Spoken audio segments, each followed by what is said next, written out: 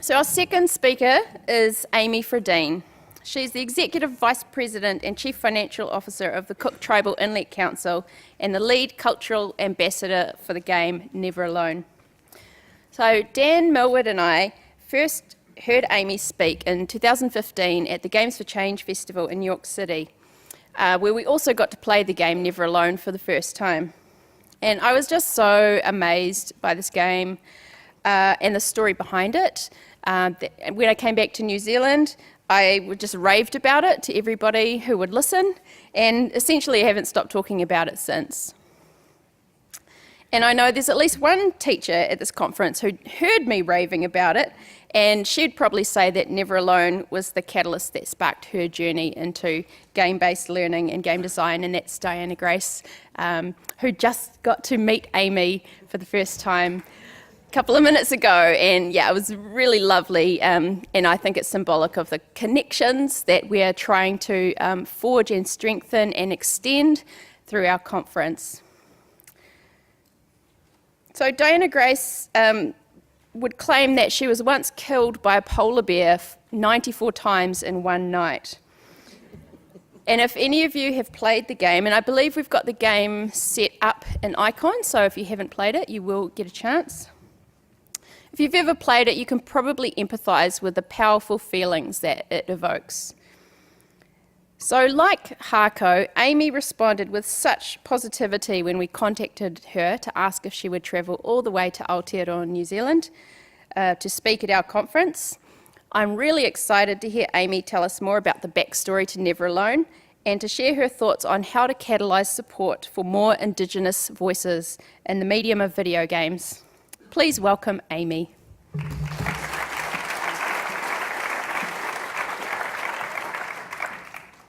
Paglan adativik Amy Fredeen, Anupiak Aruna Tarasule German, Panik William Tarasule and Gardenia Schmidt, Tutuchiak Charles Tarasule, Okolisik Ilakit Punadlak. That roughly translates to welcome. My name is Amy Fredeen. I am Anupiak in German. I am the daughter of William and Gardenia Schmidt, and I am the granddaughter of the Charles and Okolisik reindeer herder families. So I come to you today from both Cook and the Tribal Council, which I'm going to call CITC for short, and Eline Media. I wear two hats, and for this particular game, I had the pleasure of serving as the cultural ambassador. I'm going to talk a little bit about why we made the game. We know that learning goes beyond the classroom. It happens in unexpected places. For Alaska Natives and many other Indigenous culture, learning happens at home and then in the community. It is how we pass along our traditional values and stories to the next generation, bringing the wisdom of our elders forward. It happens at the kitchen table, it happens at the campfire, it happens on our trap lines, and at the set net.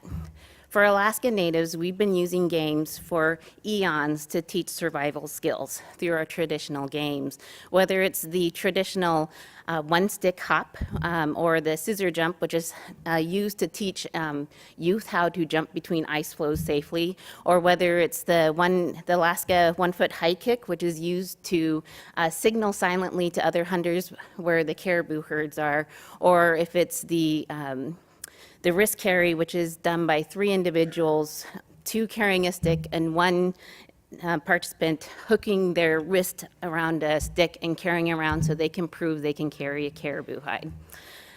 We know that learning is where life happens, and that's why we made this game.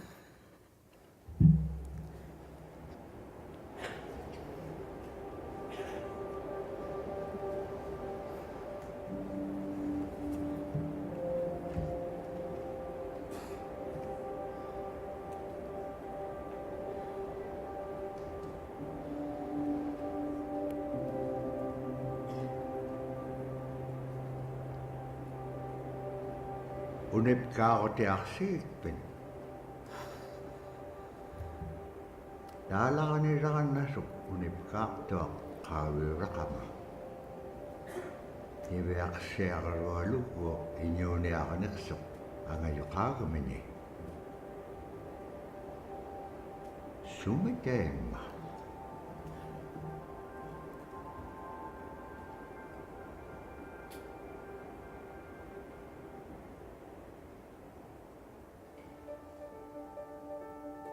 CITC is all about working with Alaska Native people to connect them to their potential. I would say that I get to witness triumph almost every day. We provide recovery support services, inpatient, outpatient services. We also have a huge investment in education. We also work with people to connect them to meaningful careers. So CITC really looks at community need and tries to respond wherever we can. CITC in its early days really acted as an arm of the federal and state government. 90% of our funds was from the federal and state government. And so for CITC to be used in its highest service to Alaska Native people, we needed to figure out how we could become more self-determined as an organization. And a critical piece of that was building a model of sustainability. We had a small pot of unrestricted money. What could we do with that, right? And could you imagine after saving for as many years as we saved that we're investing it into the video gaming industry?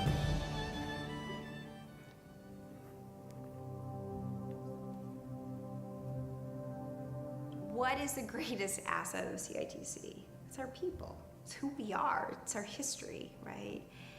We held that. And we also held this fact that as an organization, we really needed to be progressive. And our board said, remember, we live in a modern world. We have to pick up the tools of technology to best use them for our people. Well, I have two young boys. They're teenagers. They're 13 and 16. And the one thing I knew is growing up Alaska Native can be very hard. They don't necessarily have positive images of their people to grasp onto. So we had to do something that's centered on our mission. And our mission is about our people and our history.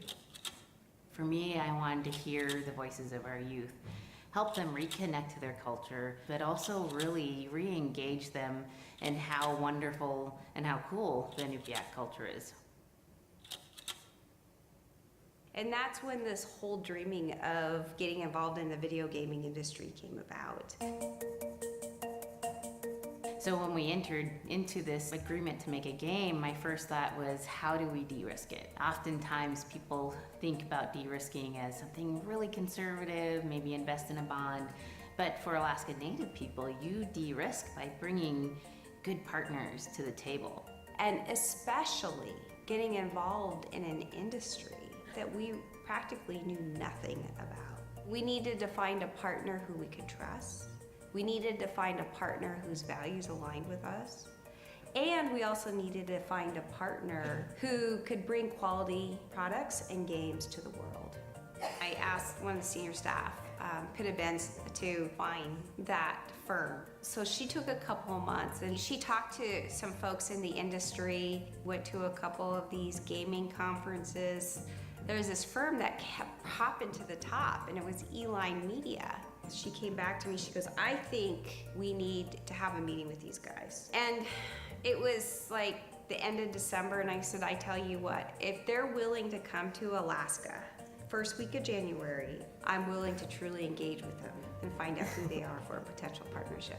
We're under blizzard. This is a conditions true here in story Anchorage. right here. Parts of Alaska, they have been getting slammed with a lot of heavy, wet snowfall as of late. In fact, more. So they came to Anchorage first part of January, and we sat down for that initial meeting. They earned my trust right away. They came up in the first 3 days. They really tried to talk us out of doing this. They loved our mission as much as we love our mission, and they didn't want us to risk our capital on something so risky. But when they understood our traditional values and how our traditional stories were passed down from generation to generation, they really got inspired. And so we took this idea/investment opportunity to our board, and the board took the risk. And they had the courage to say, this is bold, you know, and they gave us the authority to move forward. And that's when we signed the first deal with Eline, and that was to co-create Never Alone.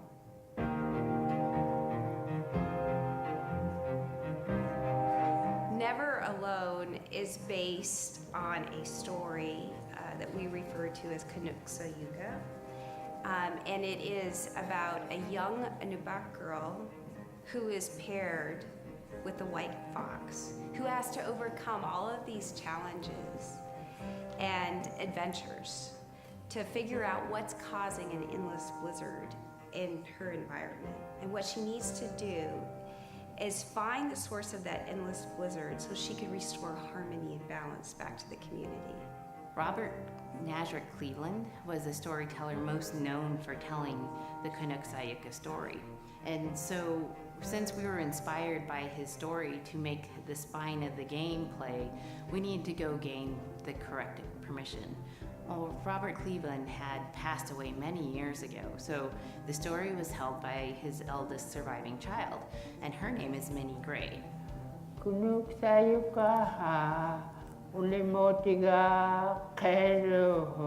And it was really through her that we understood the importance of storytelling and how each storyteller uses a story. We're asking permission to take our culture and our stories to, this virtual world.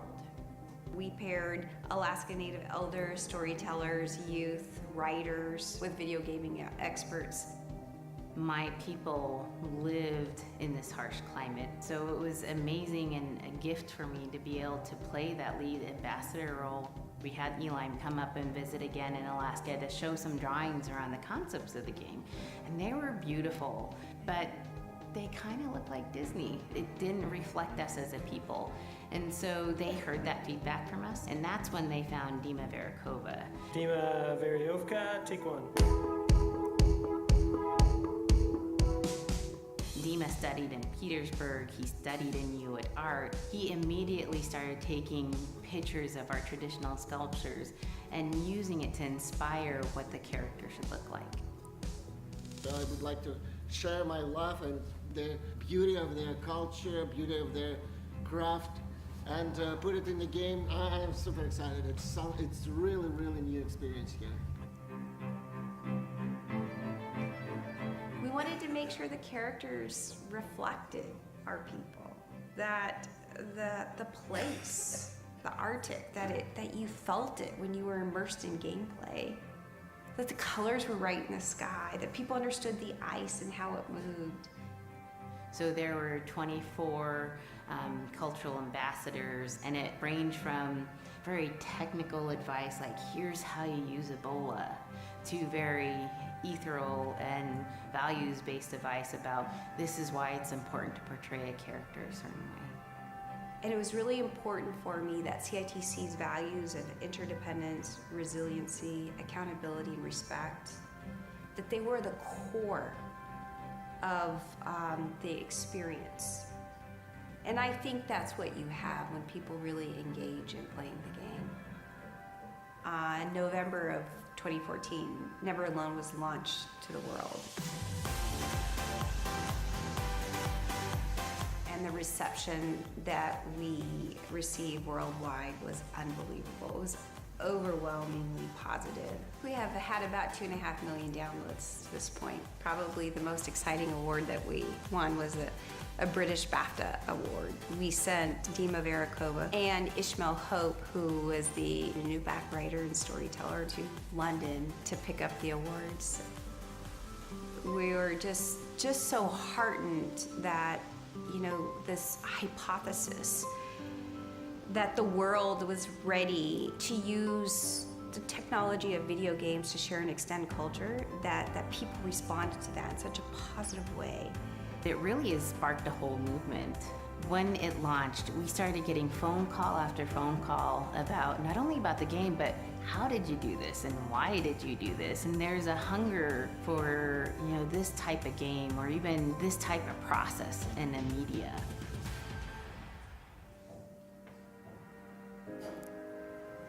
We need more of this in the video gaming industry.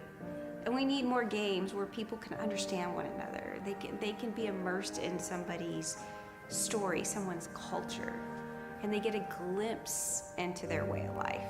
This game has definitely honored my culture. I really do think the way it was developed with Interdependence, with the Eline team, and the process we used for drawing voices in really speaks to the way traditional support systems for the Nupiaq people are reflected in day-to-day life. So CITC has developed a long-term partnership with Eline Media, and we will continue to build out a portfolio of games called World Games. I think there's a huge future out there, and we're not sure where this investment's going to take us, but I'm pretty excited about the ride.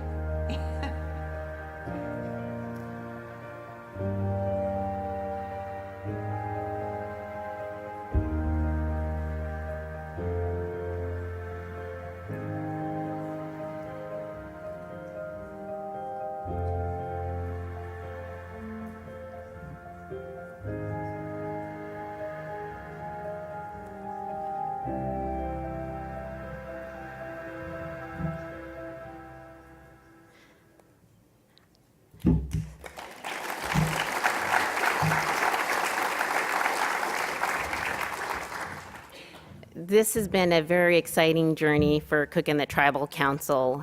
I want to step back a little bit and talk a little bit about who we are as an organization and as a people. Cook Inlet Tribal Council is a tribal nonprofit that provides social services in the Anchorage area and what we call the South Central area.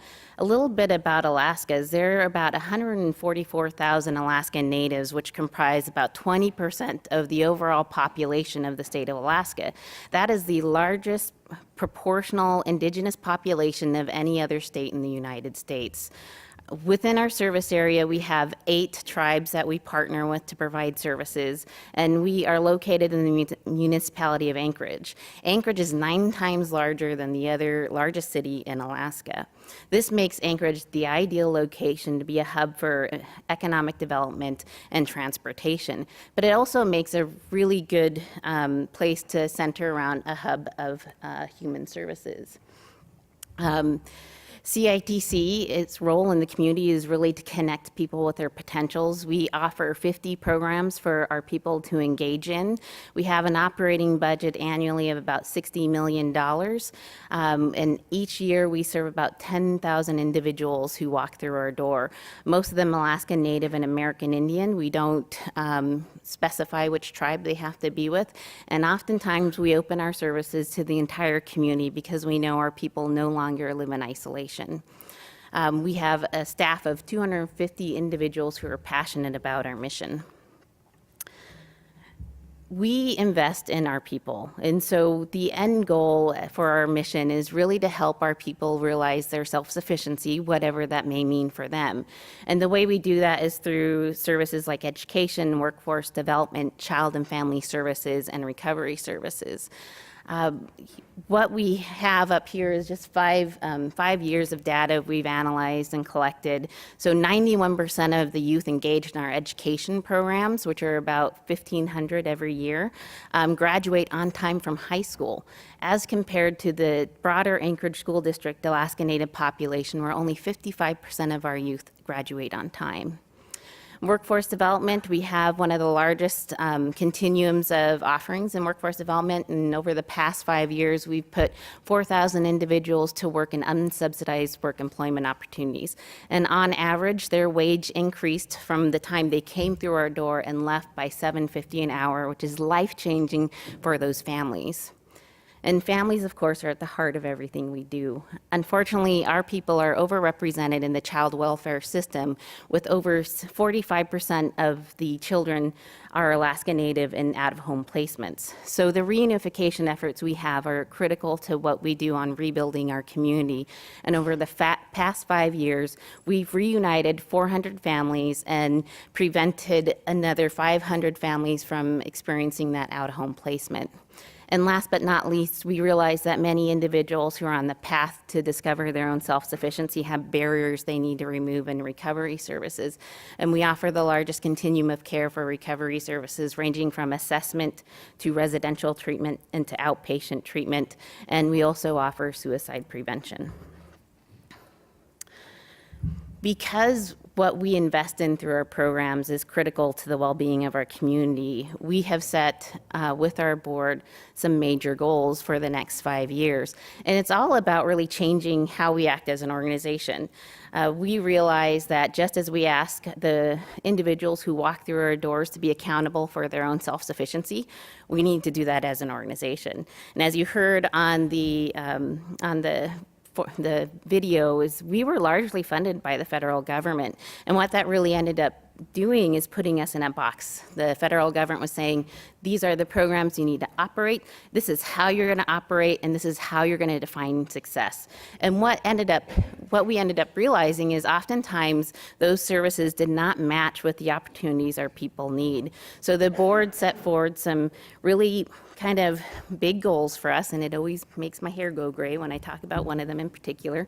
But the first one is really making sure that we are a sustainable organization through people, and that we are going to be a generative organization that only looks at how we grow our staff and leadership from within, but also ensuring that we define our own best practices and that we define the models we want to use and we define our own success so that our participants can reach their full potential. In order to do that, we can't do that within the constraints of the federal government. So the board has set a goal within the next 5 years to create a $50 million endowment. And we are probably about 25% of the way there, but we have a long ways to go. And what that's going to allow us to do is fill in those gaps that our current funding partners aren't able to help us achieve. In order to do this, we know we have to be a data-driven organization.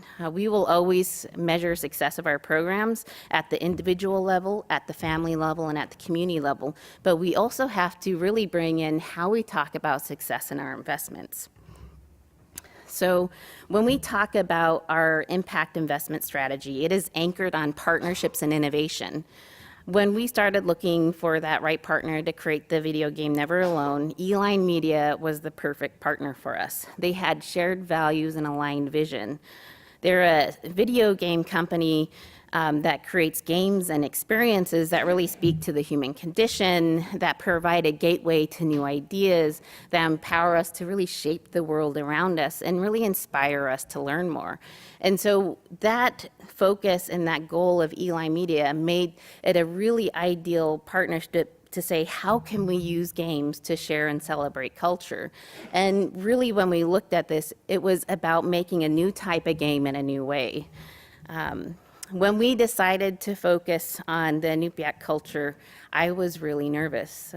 Being the sole Inupiaq executive at the CITC team, I felt like I was at risk of appropriating my own culture. And so when we started discussing the best way to approach this, we decided we had to bring an entire community in. And so when we explored this, we worked with Barrow, Alaska, or formerly called Barrow, Alaska. It's now called Upyavik. They changed their name last year.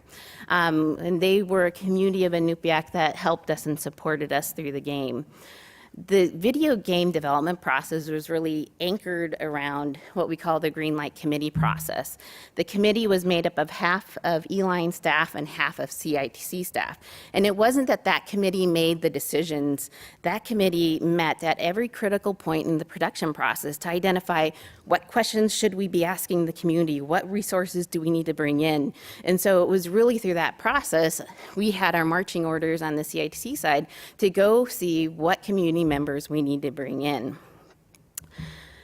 So what ended up happening is through this process, we brought Alaska Natives down to the Seattle studio, but more importantly, we brought Eline Media over 24 times up to Alaska.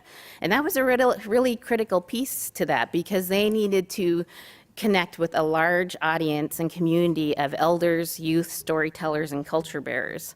And from those meetings, we really got deeply involved with 24 cultural ambassadors, and which allowed us to create this asset of 40 hours of documentary footage, which we distilled down into cultural insights. So in most games, you unlock badges and awards, but in Never Alone, we wanted to unlock the voices of our people. And so we created 26 mini documentaries, 1 to 2 minutes in length, where you get to hear from the community.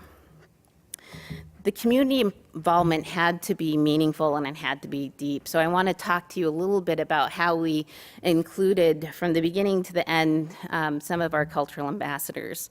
So the first one, Ron Brower, which you see in the upper right-hand corner, was one of our elder fluent Inupiaq speakers. He's a professor at the University of Alaska, Fairbanks. And he really helped us decide what direction we need to go with the stories, helped us understand more about the appropriate permissions we had to gain from the community. And he worked with the Seattle team throughout the project. We also had elder and storyteller cultural ambassadors, Anna and James Nagiak. They are married and they are wonderful storytellers in their own right. And they served as our translators on the game, and they argued amongst themselves pretty much the entire time they were translating the script. And you got to hear James's wonderful voice in the narration of the game and on the opening of that last video. And I don't have a picture of Ishmael, but I would be remiss to not mention Ishmael Hope. He is our Inupiaq writer that was embedded in the Eline team and walked with them throughout the development of the game, helping them create the script and navigate some of their traditional stories and themes. So when we created this, we know that we wanted to have the cultural insights embedded in the game. This ended up being one of the hardest discussions we had. It was important for us to see the faces of our people and the voices in the video game, but we were afraid that it was going to interrupt the gameplay. We weren't sure how the gamers were going to react to it, but it ended up being one of the most powerful pieces of Never Alone and one of the pieces that garnered the most attention and support in the gaming community. So I'm going to share 3 of the videos, and what I wanted to do was highlight some of the ways we use the cultural insights to go beyond how the gameplay highlights our values and traditional stories, to sharing traditional stories and framing the game, how we used it to share our norms and our traditions, and how we used it to celebrate our places. So this first one you're going to see is going to be the cultural insight on the Northern Lights. When I was young, my mom, whenever the Northern Lights came out, she'd just whistle. Boy, they come alive. Just keep whistling and that aurora will, just like, you know, you can almost hear it. And then she explained to me a little bit later that those are children, and children who've passed away when they were children. You don't want to draw them in too much, you know, is what she said, because then they could play football with your head, play Eskimo football, and that's what they want to do. They're always playing, those children up there. Don't play out without your hood on. If you don't have your hood on, the aurora person is going to come down and chop your head off and play ball with your head. It wasn't like they were trying to do bad, you know, or it was like a scary story or anything like that. It was just, that's how it was, that's what it was. We have some very dark stories in our Inupiaq culture. And a lot of our stories were really aimed at teaching our children lessons. And so while we firmly believe, that the Aurora Borealis, were children who have left us before their time, it was also used as a way to teach children how to stay warm and protect their body heat while they're out on the tundra. The other thing that we're really cognizant of is that just as we highlighted our traditional stories, we needed to share our traditions. This next video I'm going to share with you is about the tradition of rebirth and naming. We have our Dimi, the body, which returns to Nuna, the earth. And we have Atik, who is our name that has been passed down to us over the generations. The spirit of our Atik lives on so long as man remembers that name. It would be hard to describe what happens after death. The feeling is that when our Anirenek returns to Sila, then that may be reborn if the name is passed on to a new child who can then retain some of the memories of the original name. And so it's not uncommon for grown-ups or adults to meet a child who has the same name maybe as their grandmother and say, "Hi Aka," which means grandma, "Hi Appa," or "Hi little mom," or "Hi little dad," because it's the traditional belief that the soul, is continuing on. Humans are renewed and replenished over time, just like our plants. Every year, flowers are born and bloom and they die. Next year, they are born again.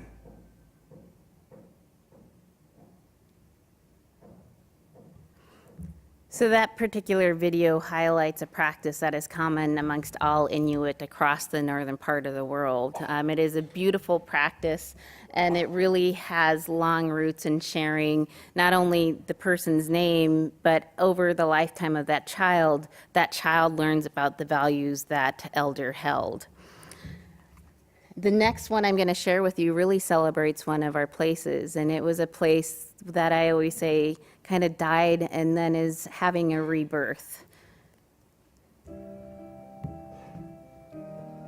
Big Diamond, Little Diamond, and King Island. And in those three islands are the stepping stones to get to America. So King Island is this absolutely beautiful place off the coast of Alaska. And if you can imagine being on this really kind of rocky island that kind of shoots up from the water to these cliffs, and then all of a sudden you see these stilts, and then you look up and there are these houses. They were built on the cliff up high because of the ice. Being an island in the Bering Sea, you have ice that's being pushed by the winds onto the island. So it's going to pile up 50, 60 feet high. Structures are still there today, and people have returned to King Island. It's a growing community as the people return back to their island.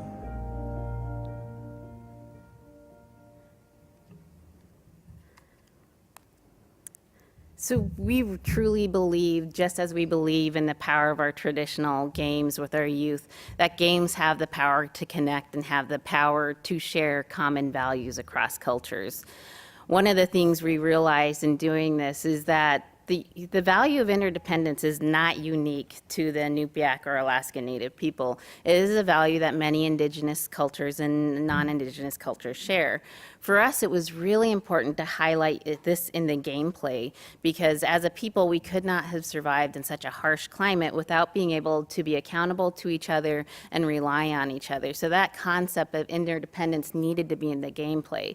And for those of you who haven't played Never Alone, it is a puzzle platformer where there are two characters. You can either play with one other person sitting next to you, which I always encourage, or you can play by yourself. But in order to progress through the game and solve the puzzles, you actually have to toggle between the two characters, because you cannot do it alone. So hence the name Never Alone Kisima Ingitchuna.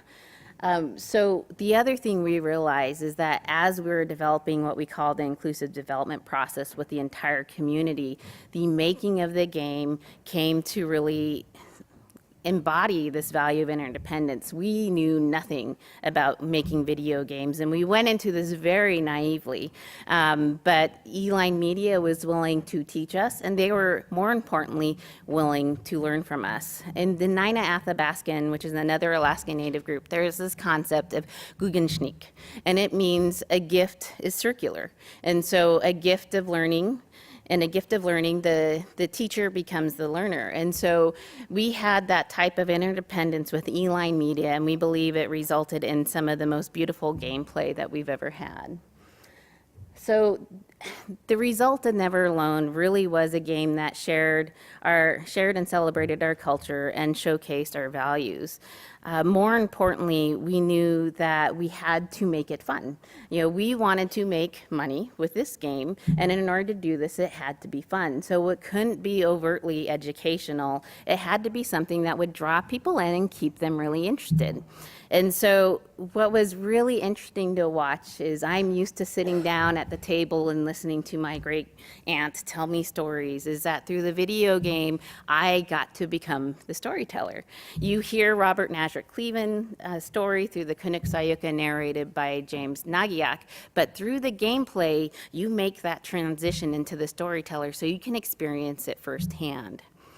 The other thing that was really important is that it shares the voice of an entire community. And I'm not going to lie, it was a very hard process. Being inclusive and when you develop a video game slows it down, but in order to do it properly, it's necessary. Our cultural ambassadors and the community of Ukpiavik that we worked with really helped us walk through some really weighty questions like, how do you portray death in a video game? What is appropriate when you interact with one of the spirit helpers from our traditional stories? And more importantly, how do you take a traditional story and extend it and weave in other themes from other traditional stories?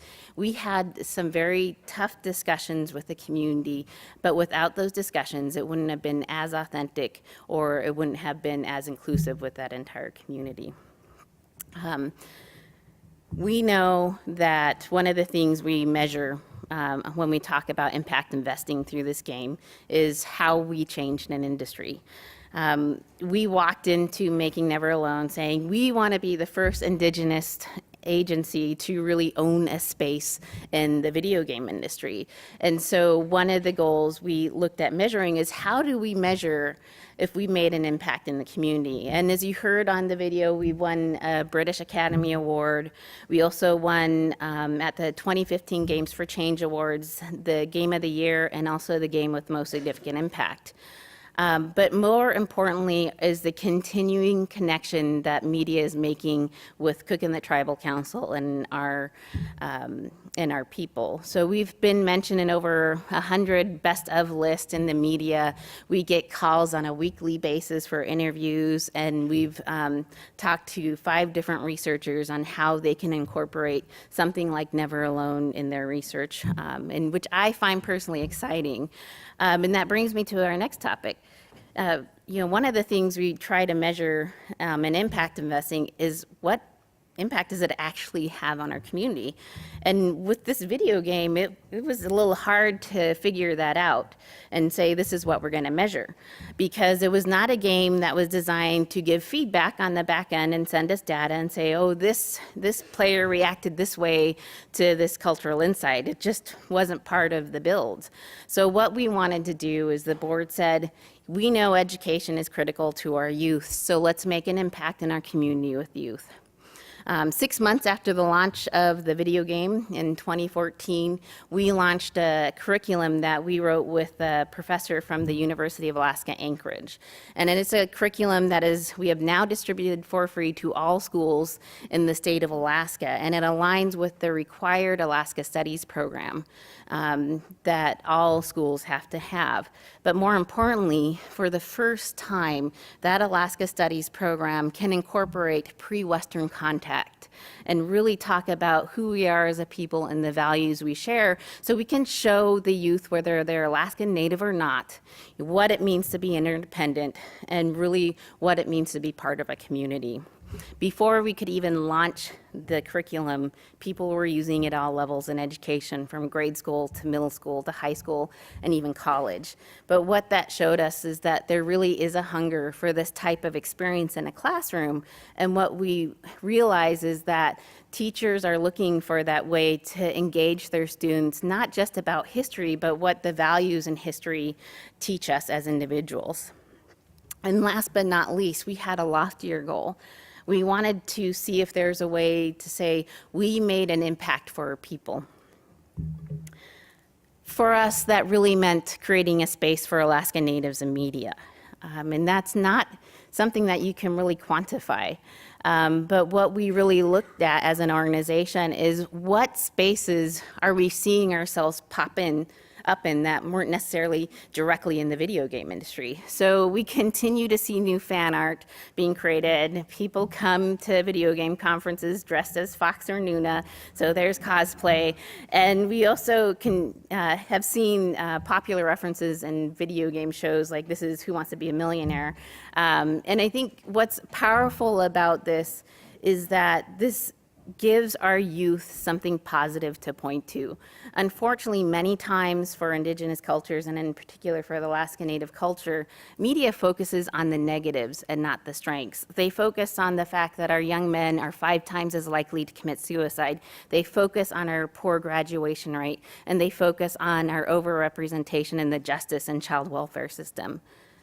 That is not an easy place to be as a youth. And when that is what popular media shows, it is hard to have pride and reconnect with their culture. But we truly believe that Never Alone created that gentle invitation back for many of our youth to reconnect with their culture.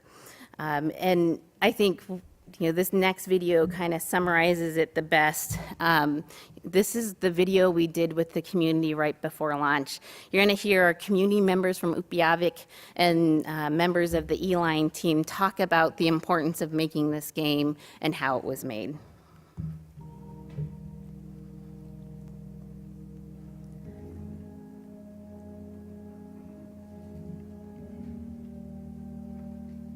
With the passing of each elder, they take with them lots of pieces of information, of knowledge that perhaps none of us will ever know. Changes have come so fast, and we've become so ingrained in Western media. We're not producing our own to present who we are and the way we view the world from our perspective. Even today, there are some kids never been on a caribou hunt. They've never had certain foods, never been out on the ocean. Our people are so rich in culture, it's hard to believe that your own kind is lacking of. That is just absolutely critical that we do anything and everything we can to reclaim those parts of our past that have seemed to have gone by the wayside. That's a huge challenge.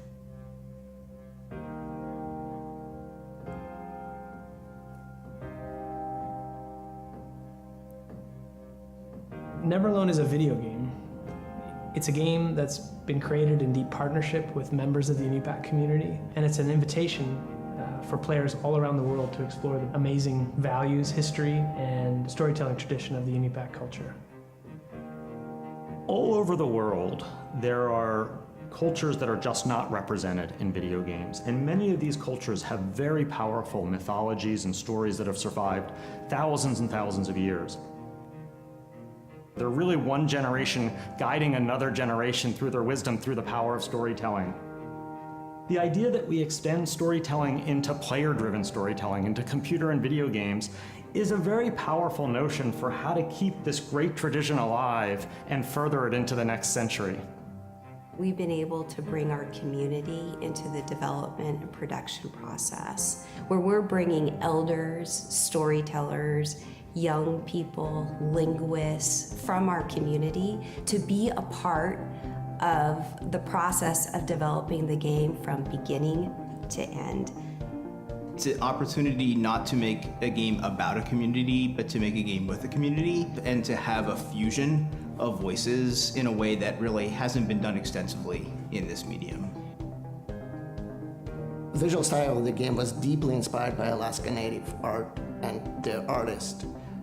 To me, by looking at that and observing the way they work with the materials, gave me the ideas how to create the world for this game, the very soft, very beautiful world.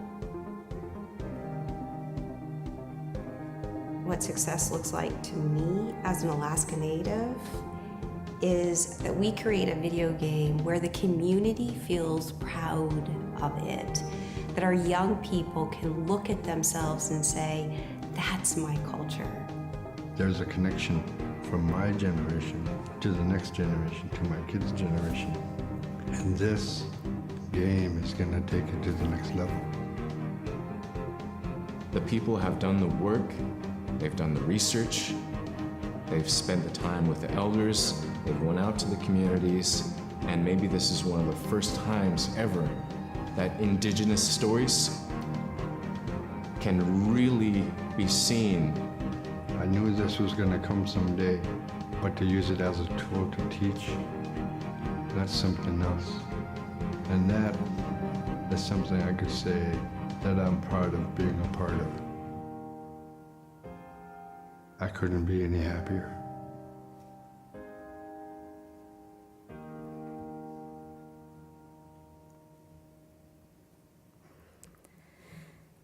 So through this journey, I think one of the most amazing things that I realized over time is that Eline Media not only became a deep partner of Cook and the Tribal Council, where we have a merged management structure where I serve as their CFO and my boss, Gloria O'Neill, serves as their executive chair, but more importantly, they became a part of our community and part of our family. It is not uncommon for our cultural ambassadors to ring up their design team and just chat because they've now become a part of our family, and I don't think the game would have been as wonderful and as authentic without that deep connection. I just want to put a plug in for Alan Gershenfield. He's going to have a talk at 1 p.m. on Make Money, Make Games. And you can see really what we see in Eline as the potential for games to really help sustain our mission and Eline's mission. So I'm going to close and just say Kuyana, which means thank you in Inupiaq. And while you guys are thinking of questions, Amy, can we expect a Never Alone sequel, or are you working on another exciting new title with Eline? We actually already released an extension of Never Alone called Foxtails, and it's been well received. We actually now have over 3 million downloads to date, and what that's allowed us to do is take our investment in Never Alone and reinvest it in 3 games that we have in production. And unfortunately, not necessarily around the culture of storytelling, but we are going to be sharing the importance of science in the oceans, the importance of learning how to program and hack, and then the importance of fabrication. So all of these are new tools that we hope to bring to the world. Awesome. Questions? Okay, I can see one up here.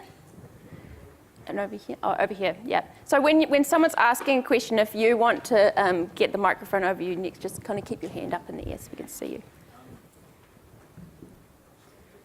Where is... First of all, thank you very much.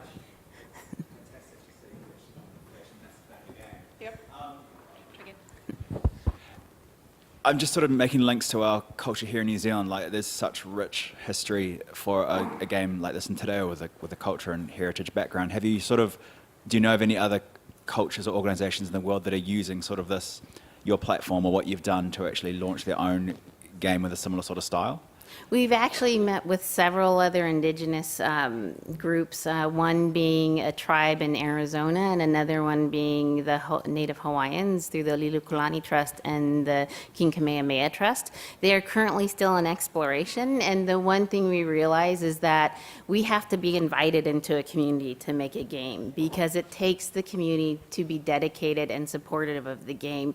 So we're letting it take its time and do the appropriate route with those 2 groups. Yep. So have you thought about moving to virtual reality? Actually, we're very excited. We are testing out virtual reality with 2 of our games that are in production, but we are not looking at how we bring it into Never Alone. Okay, sir. Hi, kia ora. My name's Rio. We are also starting on an Indigenous game. I'm interested to know with Eline Media if you guys have been upskilling in your own community in terms of animators, narrative designers, technicians, and the processes possibly that you guys have gone into to involve your community not only in the storytelling but in the development and the skills. Yeah. So we actually have a white paper on how the inclusive development process was developed. And one of the things we hope for long term is that not only can we share that process, but that over time we grow talent in our own community. We've been working with the University of Alaska to create a digital video game design curriculum. They have all of the courses needed, but they refuse to put a certificate program together. And so it's kind of like moving, a mountain, and it's going to take time. But our hope is really that this inclusive development process can not only spur great games like Never Alone, but spur the interest in the industry in our areas. So. Thank you. Fantastic, thank you. Have you found components that would perhaps fit a physical game rather than a digital game? We actually initially considered making what we call Native Youth Olympics or World Eskimo Olympics a digital physical game because those are very physical exercises. But after we explored how the Wii could be used for that, we decided there'd be a lot of parents with holes in their walls because there's a lot of jumping and kicking, and we just felt like it'd be an easier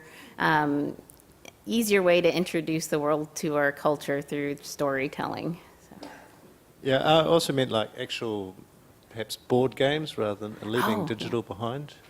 We have not explored that, but that is a really interesting idea because we know we've actually gotten a lot of feedback from other Inuit communities that are isolated without internet that they're bummed that they can't download the game and they want another way to experience it. So we actually shipped CDs up to Barrow since their connectivity is limited, but it's a great idea to extend the game that way.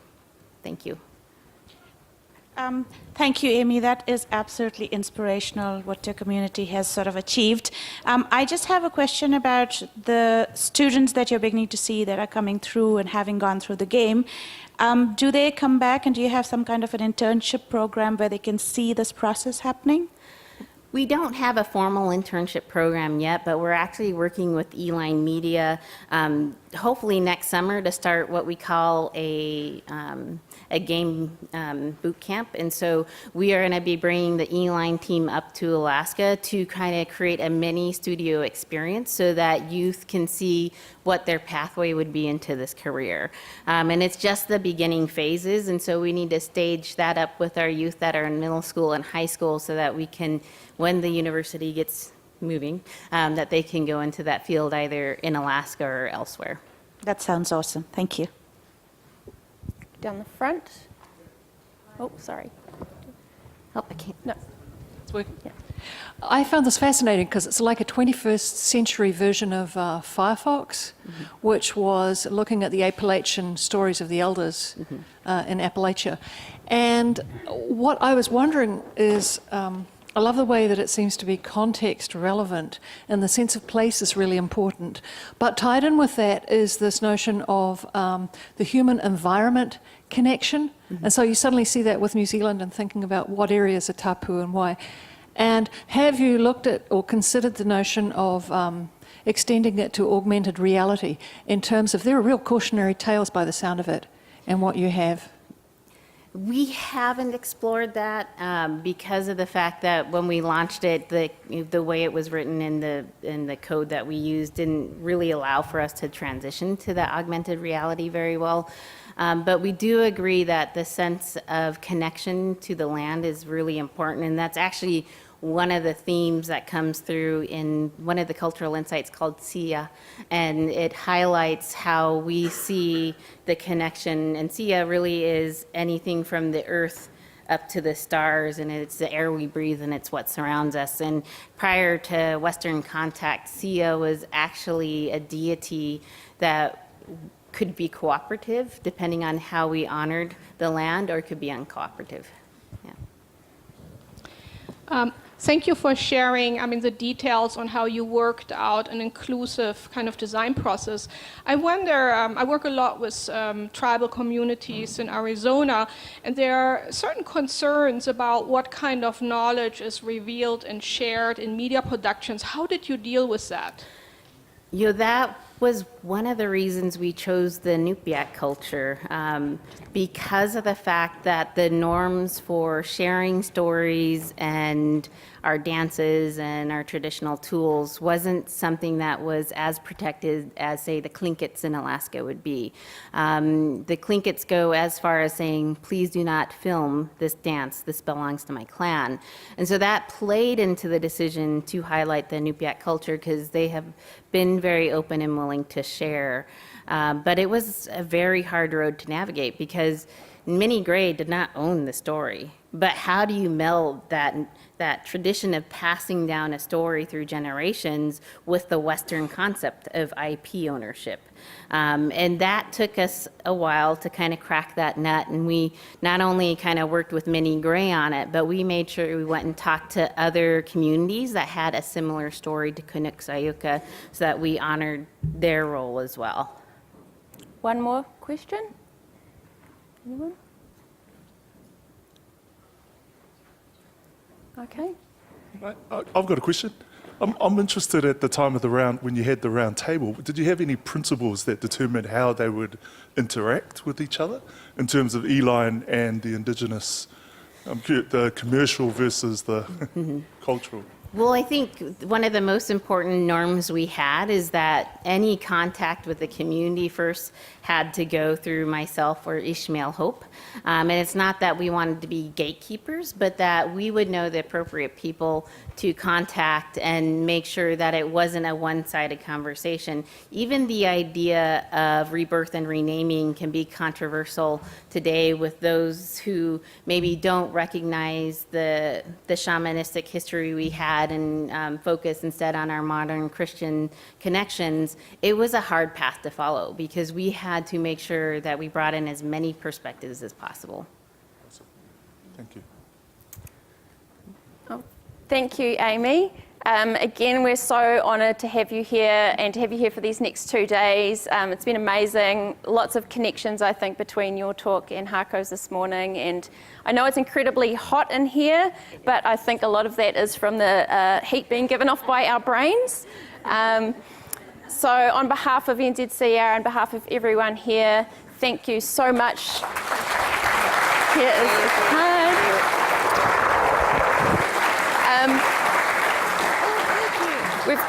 We've given you a gift of pounamu or greenstone. It's a pendant, and the person who carved it is one of the speakers here, Campbell Potter. So he will hopefully come and find you and explain a bit more about that. So come and join us, and we'll sing a waiata for you.